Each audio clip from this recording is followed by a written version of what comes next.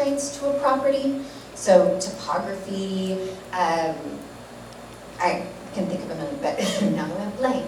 But things, physical constraints, and then we've got regulatory constraints. So physical, like parking, stormwater, all those things that you need to make a development happen. And regulatory, like zoning. So what kind of zoning could we get on this property, and what does it mean for what could be built here? And then the really kind of critical part here is we do a financial analysis, which is what would a typical developer and their investors require out of a development for them to be motivated to do it, right? And if there are certain elements that the public would like to see incorporated into this plan, what is the public investment that's needed, if any, to realize those elements? Now, what I haven't talked about, and it's really the key part of all of this, because if not, we would just get a developer, right?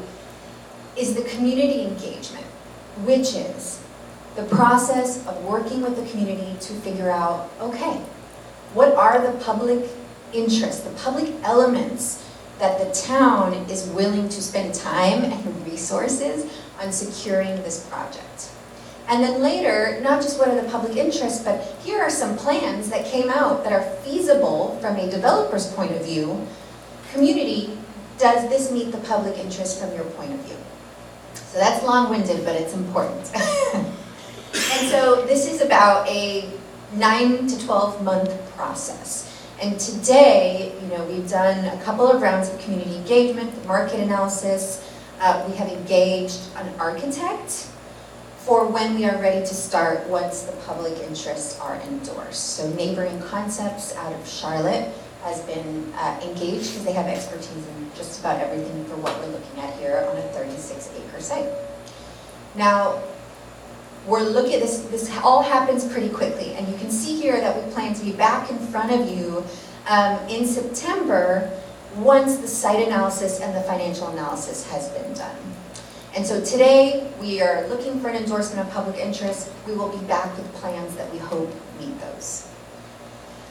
I want to emphasize, because I think that often it feels, because I'm up here talking about this project, that everything else that is important to the West Southern Pines community has taken kind of a second, has taken the back burner. That is not the case. So that is a parallel process. And I know that there has been work from various members of the council and the manager to implement those pieces about community leadership and about proactively addressing community needs. So a reminder that all of that other work is happening parallel to this one project. So I keep saying public interest. What are they? Okay. They reflect the values of a community, what you want to see, what is important to you all. But they have to be relevant to the site. I think that's often the most challenging part, because there's so much you want to achieve, but sometimes a site cannot be the right fit for that. They often encompass a range of opinions. So we try not to make them very finite, not to say, oh, you have to build a chair in that corner. Maybe it is so clear that that's what everybody wants, that it should be in the public interest. But often, there is a range of opinions represented in a community. And so we try to represent that within the public interest. There are going to be trade-offs. So the council knows this well. If you do one thing, you might not be able to do another thing. And so what we try to do is have the public interest reflect that there will be trade-offs, and there will be a point in which the council and the community has to make a decision. What is more important to us within these public interests? Now, all of that is kind of a high-level description of what they are, but most, the really practical way in which they function is it's going to be criteria to evaluate the development plans, to say which one of these does it better, and to ultimately select a development partner. So, okay, we've got these lists of public interests. Which developer meets these best?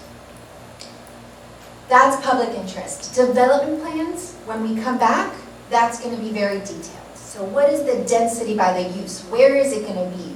If there are recreational types, where are they located? What are they? How many parking spaces are included in this? Where is the parking parking? Are there going to be street extensions? What do those look like? What is the value of this property? And if public investment is needed, what does that look like?